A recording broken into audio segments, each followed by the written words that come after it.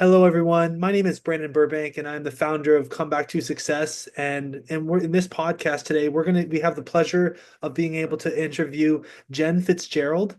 Jen is a former admissions counselor who applies the insights gained from advising thousands of students during the college admissions process to building and maintaining relationships through authentic networking.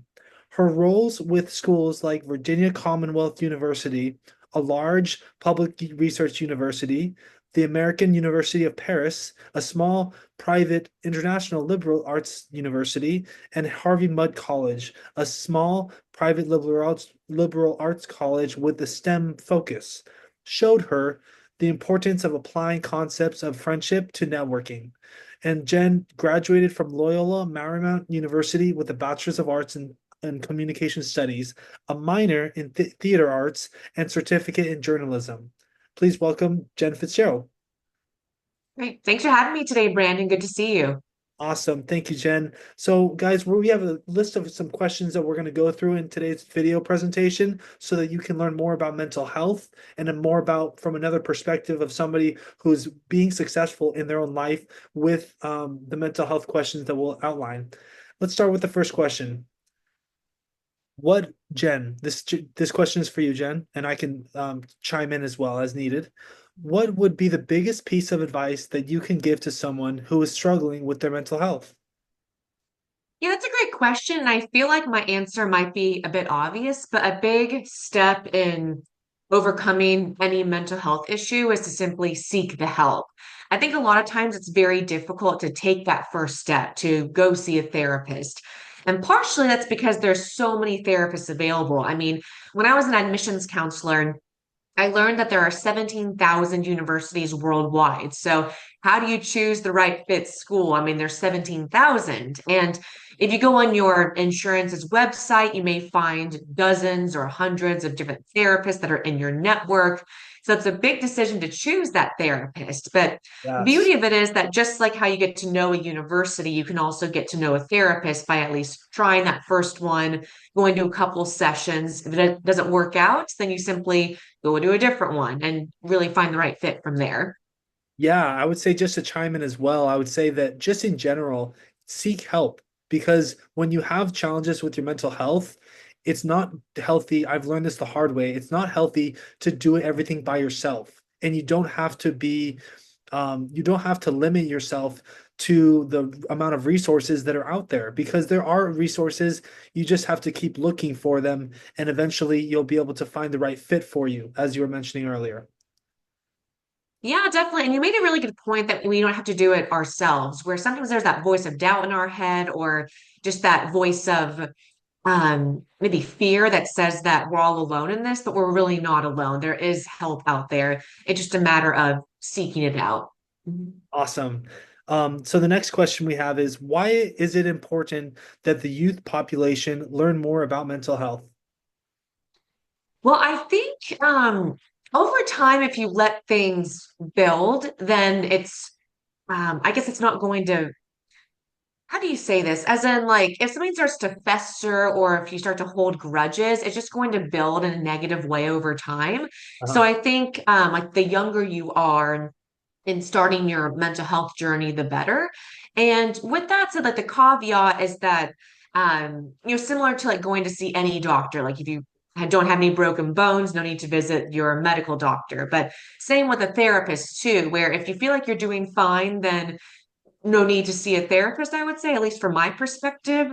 I will say I'm not by any means a medical professional or a Right. therapist, I don't know psychologist, either. social worker. So this is purely advice from someone who just goes to therapy herself. But there's Yeah. times where I didn't really feel like I needed a therapist because I was doing pretty okay. But then once I started thinking about going to therapy, that's when my thoughts turned into my words, then actions, and then characters. That's when I started to seek that therapist out. But I think if there's that thought in your head about do I need to see a therapist, then that might be kind of a hint that it could be a right time to do so. At least in my perspective, that was the case. Interesting. Another thing that's interesting about if the youth are learning more about mental health at a younger age, For example, what happens when you're 25 and you go through a mental health crisis, or you might know somebody who goes through mental health challenges or has experienced that. By having that research and that educational background of learning about mental health, whether it be in school or with classes and mental health or with your own experiences, it's good to gain more awareness around mental health so that you can set yourself up for success, because many people experience mental health challenges, but the thing is they suffer in silence. And so us being here on this platform, our goals is to just give people more hope and ideas so that they can help themselves rather than being victimhood to their circumstances. Completely. Yeah, totally true. Awesome. Number three, what are some ways that someone who is struggling with mental health can bounce back? And then the other question is, what are some of the catalysts to bounce back? Well, I think besides going to therapy, one way to bounce back is to become a big part of your community. I know, especially with COVID, there was that loneliness epidemic, which is still very relevant even to this day. And again, there's that voice of doubt in our heads, that voice of fear sometimes that tells us that we can do this by ourselves or it's okay to be alone. And yes, alone time is great, but I think there's something about being part of a community where you have a lot of common interests Yes. and where you're with people who are your people, so to speak. I think depending upon the person, some are more easily able to open up than others, but the more you practice opening up, the more you practice being vulnerable, the more you'll see that other people are more comfortable opening up and being vulnerable as well. So it's just a matter of that first person opening up for the rest to follow through. Oh, okay, that's great. Yeah. From Mhm. somebody who's actually walked the walk with mental health challenges, including myself here, I would say the next perspective to think about is people can be successful if they have some sort of routine that they can get into and they can get involved with, so that they can start changing their mindset through their actions. Because when it's great to talk about change and talk about your mental health with a person, but it's another thing to actually work on your actions, work on your overall behavior on a daily basis, and that's what's going to help you, like for example, having a good routine, having a good schedule for your life, having things that give you purpose and meaning. Those are the types of substances that we need to have in order to put into place for a positive recovery. Yeah, kind of going off your note, Brandon, I think too there's a lot of accountability that's developed Yes. once the person joins the groups because you have people you're looking forward to seeing. So, like for me, every Monday I go to improv, or on Wednesdays I go to trivia. So it's something to look forward to, but also people who are counting on me to be there. And that's just my personal life, but it could be any club, any organization, any community that they're a part of. Awesome. How can friends and family best support someone with a mental health condition? I know you're not a therapist or a doctor, but you're just speaking from your Yeah. own perspective, right? Totally. Yeah, well, at least in my family, they were always very open about going to therapy. So if I voiced I wanted to see a therapist, there would be no questions asked. Let's get you into a therapy office. And my mom actually used to work at a psychiatric psychological office. So she referred me directly to some of the therapists that she worked with, or at my college, they offer a lot of those resources as well. Okay. But sometimes, depending upon the family dynamic, the culture, the background, therapy, even to this day, can be a taboo topic. I Yes. have friends from all different backgrounds, all different cultures, and some of them have shared with me that it's taboo in their family, even to this day, to go to therapy. Or I've had other friends or family members say that they think that therapy is for other people, but not for them. And that's but those are always sentences or phrases I hear that makes me wonder, like maybe they should go to therapy, maybe they should try it because it's just like you don't really know if you like it or if it's for you unless you try.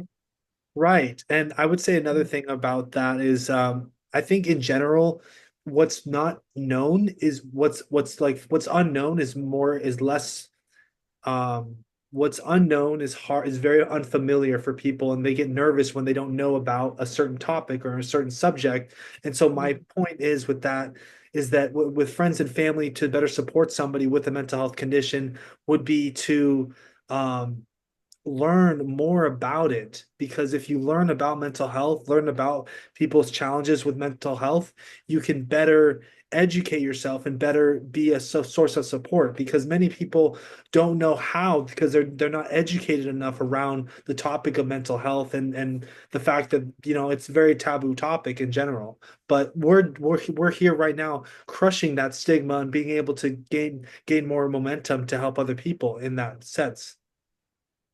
Yeah, and really, like I said before, step one of it is maybe just look on the back of your insurance card and look at the phone numbers listed and call the general member hotline and see, hey, like, I want a therapist. How do I find one? Yeah, So put it that could be zone. calling, and that's really as simple as that. Awesome. What changes would you like to see in how society approaches mental health? Because you've been talking a lot about therapy. Is there any other ways that we can better approach mental health? Yeah, I this question is really great, and I will say like it stumped me too, where because I feel like over the last, let's say, 10 to 20 years, mental health has become a lot less of a taboo topic. So I think just continuing that trajectory of saying that it's okay to not be okay, Yeah, and it's okay to admit when something's not going right or when you're not feeling so positive, because I've always been a very positive person. At least I strive to be. So good. sometimes it could be maybe a bit hard to admit when something is not okay because I'm typically like that bubbly person who's always like peppy and smiley. But I think when people again are open and honest, they're okay with being vulnerable, then it gives others that permission to be open, honest, and vulnerable with others and themselves as well. So I'd say just continuing doing what we're doing. I'm sure if there was like a licensed therapist here, they probably have much more experience given that it's with their profession they do every single day. But I'm really proud of our society, at least here in Southern California, where I'm based, and where it's become less taboo over the years. Yes. I think another thing with that is just how we are growing. Let's see, what changes would you like to see in someone's, but yeah, in general, just those are some great points, Jen. What do you gain by going to therapy? Ooh, yeah. Well, I have gone to therapy. I think my first therapy session, actually, I believe it was in college. It was in my freshman year of college. And I initially went because I was really stressed out over being part of the Division I rowing team and joining a sorority and then all my classes and earning those good grades. And I was really busy and overwhelmed. And initially, when I talked to various therapists, like hunting for that right one, it was a lot of like going there, venting, leaving, feeling happy again. But as I've gone to therapy and continued to go on in my 20s and now in my 30s, it's become less of like just going to vent and like leave and feeling happy because those feelings kind of go away. It's a lot about doing the work. And something I've learned over the years is how to be self-aware, is not to point the finger at other people saying it's their fault, it's his fault, it's her fault. It's like that's why I am the way I am. But ultimately, at least from my experience, it's really helped a lot to acknowledge where I have gone wrong and where I need to work on myself. As cliche as that sounds, we all need to work on ourselves at some point and acknowledge when we have done something wrong or acknowledge when we're not feeling right and then work with the therapist to fix that. And I'm being a bit broad here because, again, I'm not a therapist, but I think overall that self-awareness of realizing like the root cause of what's wrong, like going back to our childhood and Yes. understanding why we are the way that we are, it gives a lot of really healthy insight Yeah. and a lot of, I would say, like hints as to how best to heal. Yeah, I think another great point with that is just that a lot of people go through this when working with a therapist, they're working through the same problems that had for years. So they're going through, so for example, say they had trauma when they were in their teenage years, they're going through conversations with people with a therapist, but they're really referencing those traumas, those triggers that have happened to them. And so I found that when I talk with a therapist, it gives me more of a place to air out my feelings, air out my understanding about myself, and give myself more grace because I'm not perfect, but I've been able to change my mindset and give myself more grace when I don't do my best, or if I try, as long as I'm trying to get better and being able to give myself more empathy with seeing a therapist, it can totally change your life and help you. So I totally agree with what you're saying, Jen. Yeah. And just to reiterate too, just what you said, give yourself grace. I tell myself that every single day since a lot of times in American society, especially, we place a lot of our self-worth on our productivity, not for simply Definitely. existing, when we are all worthy for simply existing. Yeah. So, yes, big message to all, big takeaway. Like Brandon said, give yourself grace. Mhm. And then how do you accept the stigma around seeing a therapist? Because there is some certain stigma to a certain extent that we all experience when we do see a therapist. And you said, what's the stigma behind seeing a therapist? I missed Yeah, that quote. how do you accept the stigma? Because there is stigma in a way around mental Mhm. health, so when seeing a therapist. Yeah, there could be just because it just depends like what I would say like what opinion or like what um let me be like dynamic or like because I mean everyone's going to have a different opinion on that stigma behind therapy. I think for me, I really don't I don't mind the stigma because I have gotten so much out of therapy That that you. I know it exists, but then I'm thinking, well, um, that's fine, but like I've gotten so much out of it. It's been so positive for me that I still continue to go to therapy and have gone for several years now. Okay. Um, yeah, so I think as far as the stigma, that might be something to talk about in therapy is like your first therapy session, even say, yeah, I haven't come here for a while because of the stigma or because of the taboo. Maybe your therapist could All right. even help You're right. you understand why you think that way, going back to childhood and thereafter. Yes. No, that's well said. As we wrap up this video, Jen, do you have anything else you'd like to add to the for the audience?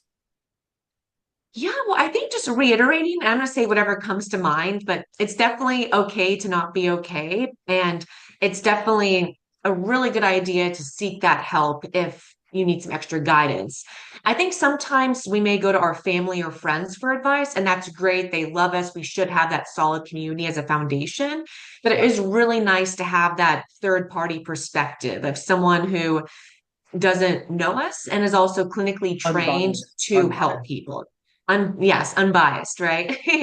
Is that what you were saying? Unbiased? Unbiased. Yeah. Totally. Yeah. So I think going to therapy is different than simply going to your friend or going to your family member.